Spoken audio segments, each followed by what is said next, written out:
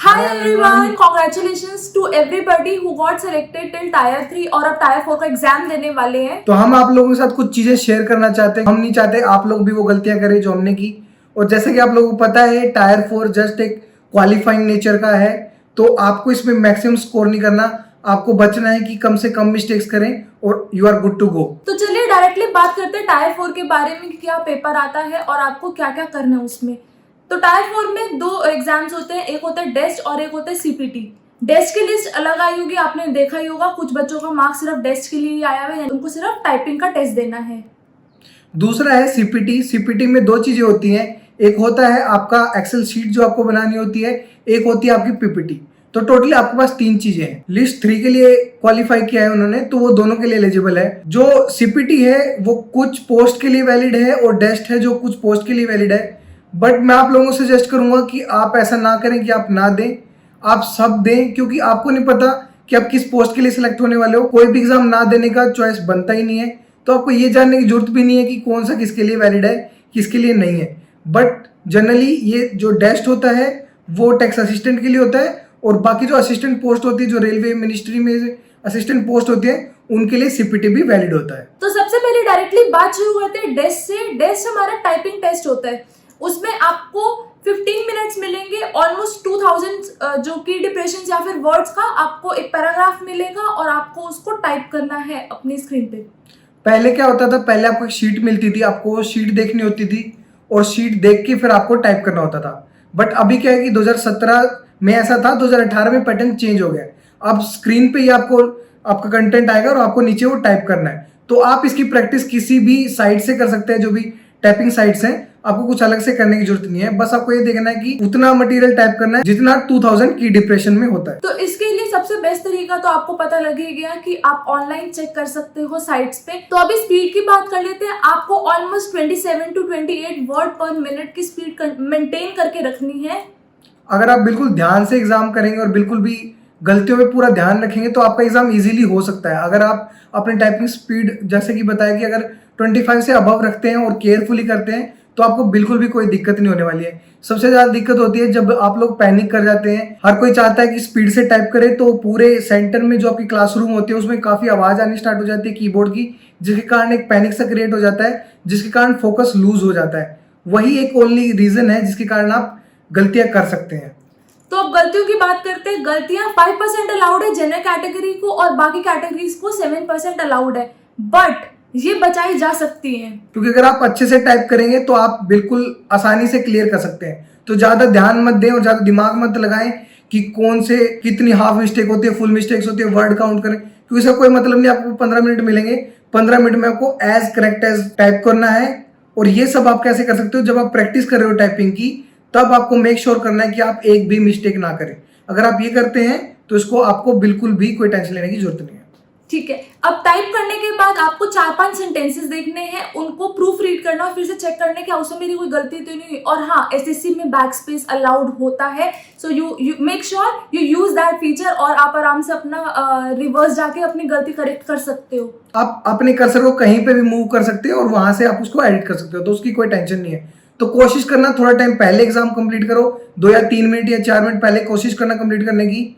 4 minute बहुत ज्यादा होते हैं, पर 3 मिनट पहले कर सकते हो आप कंप्लीट। और उसके बाद अपना प्रूफ रीडिंग करना और जहां जहां मिस्टेक्स है उसको आप करेक्ट कर सकते हो। जनरली जो होता है, कुछ स्पेशल कैरेक्टर वगैरह नहीं आते हैं, मोस्टली न्यूमेरिक कीवर्ड्स और जो नॉर्मल लेटर्स आते हैं जिसमें आपको डेट्स वगैरह डालनी होती है। इसके अलावा कुछ स्पेशल कैरेक्टर्स नहीं आते हैं। ठीक है, अब आते हैं सीपीटी पे। सीपीटी में 2 एग्जाम होने वाले हैं, एक है स्प्रेडशीट वाला और एक है आपका प्रेजेंटेशन वाला। So make sure you know MS Excel and MS PowerPoint. तो सीपीटी में सबसे पहले आपको क्या ध्यान रखना है, वो है वर्जन का, क्योंकि जब वर्जन चेंज होता है तो फॉर्मेट और डिस्प्ले चेंज होता है। इसकी वजह से चीजें ढूंढना डिफिकल्ट हो जाता है।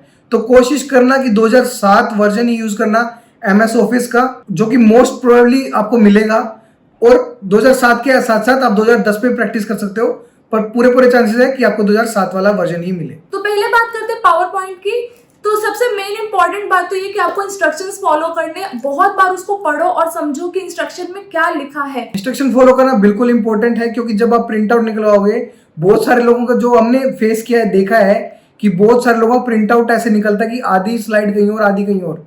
तो आपको इंस्ट्रक्शन पढ़ना बहुत जरूरी है उस पर लिखा होता है कि कौन सा पेज, जैसे कि आपको A4 शीट चूज करनी है प्रिंट के लिए और आपको लैंडस्केप में करना है या पोर्ट्रेट में करना है, उसमें सब मेंशन होता है। तो आपको उसके अकॉर्डिंग ही करना है। और एक चीज जो आपको बिल्कुल ध्यान रखनी है, पावर पॉइंट को लेके कई बार कंटेंट लेंथी आ जाता है जिसके कारण आप उसको टाइप ही नहीं कर पाते। तो सबसे पहले आपको क्या करना है, फटाफट कंटेंट सारा टाइप कर लेना है, उसके बाद आपको फॉर्मेटिंग स्टार्ट करनी है। सो बाय द वर्ड फॉर्मेटिंग यहाँ पे क्या मतलब है, आपको क्या क्या फॉर्मेट करना है। नंबर 1 टेक्स्ट बॉक्स का बॉर्डर, नंबर 2 टेक्स्ट बॉक्स के अंदर का कलर, नंबर 3 हेडिंग, सब हेडिंग और कंटेंट का साइज और font, number 4 bullets and numbering. अगर ये 4-5 पॉइंट पे आप ध्यान देंगे तो आपका पूरा पीपीटी बड़े प्यार से बन जाएगा।